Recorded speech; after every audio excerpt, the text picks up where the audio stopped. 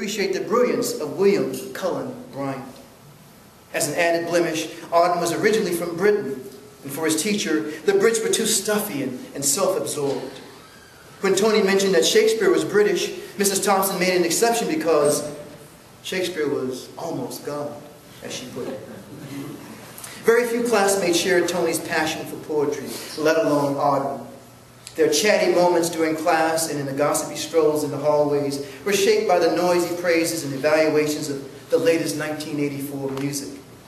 Tony watched the nervous, hormone-driven behavior of his classmates in English class, in the boring geography class. Their cruelty ignited in music class, particularly targeted at Mr. Crane, the music teacher, who made them listen to cast albums and sing along from West Side Story and South Pacific. Tony and Abigail Portman were the only two who enjoyed the class. It was in that same class that Tony first heard the word fairy targeted at Mr. Crane, whispered loudly by Danny Winslow as the teacher leaned over to change the vinyl record on the turntable. Mr. Crane reddened, but he pretended he didn't hear the word. He remained deaf in that manner as the word peppered the class throughout the school year. Tony noted the man's stiffened expression, his distant stare, the pleasure he finally achieved as the music filled the air and blanketed the whispers before they could rise and darkly cloud the room. Tony asked one evening, "Maggie, when you call someone a fairy, what does that mean?" Maggie reached into the oven with a gloved hand and removed the cookie sheet holding the fish sticks and fries. She lifted the spatula from the countertop and placed it on the cookie sheet, positioning the ensemble of seafood and potatoes in the middle of the table. "Be careful, it's hot." "Is it like in Shakespeare, the fairies?" "Why are you asking me this nonsense?" "Just some talk at school." "Somebody say something to you?" she asked, agitated. "Well, not to me. About my music teacher. I asked Mrs. Thompson, but she told me to ask you." "It's just not a nice word, Anthony. I want you to always use nice words, okay?" Tony, as a writer, began as he grows up and reaches adolescence. And that writing becomes a part of a personality that is constantly looking and questioning, finding few answers. So we jump forward through the next year, and we find that Maggie meets and marries a man named Jerry Spivak. And Jerry is a very religious man who belongs to a denomination called the Wayward Order. And Jerry's quite conservative, and so his presence in the home changes everything. And Tony and Maggie's relationship begins to crumble.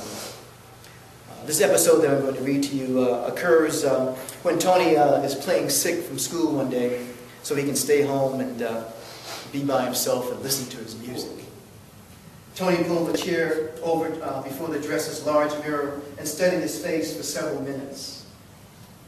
He lifted the foundation kit and lightly brushed his cheeks and down to his jawline. He gave careful attention to his eyebrows and eyelashes with eyeliner, eyeshadow. He guided the lipstick, understanding that less was better for his full lips.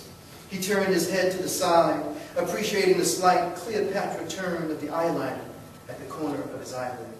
He lifted a pair of earrings set with jade stones, their delicate green color complementing the colors in the dress. He placed one into his ear and marveled at how such a small, dangling connection of gold-covered metal and chiseled stone could make such a marked difference to his appearance. Even without a wig, he liked what he saw, an image closer to the one residing inside, the one that he could articulate with the ritual of makeup.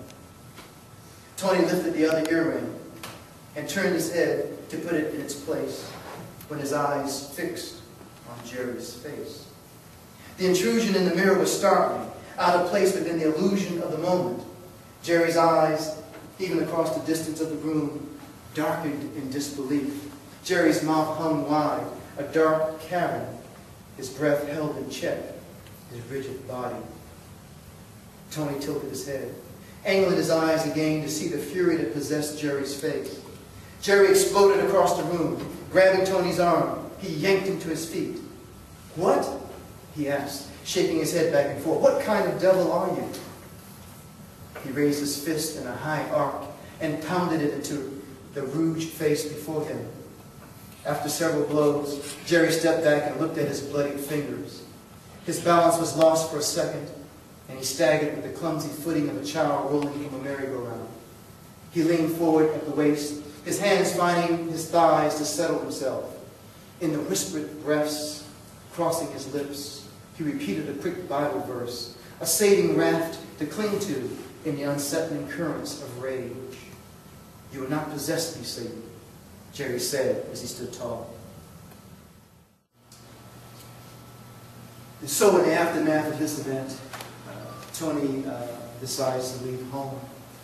And as he leaves home, in Riverside, he eventually finds his way into Garden Grove, where he meets Pockets. And they eventually make their way into Hollywood, where they meet Lena and many others. And so finally, I thought I would just read for you a poem that Tony wrote. Within this section of the novel, he writes about 14 poems. And this is one that he wrote for someone who was very close to him that he loses in the novel. And the poem reads this way. Everyone takes a space in this design, a small piece that's shaped and cut by a divine idea which sees the completed whole. For every jagged edge, a smooth ripple exists. For every elongated line, a few knotted twists, resulting in patterns that are brilliant and bold. Forever slipping, fitting, overlapping, the shifting seeks its own way of adapting. And if your name had been omitted from life's list, there would be no place more lonely than this. Thank you.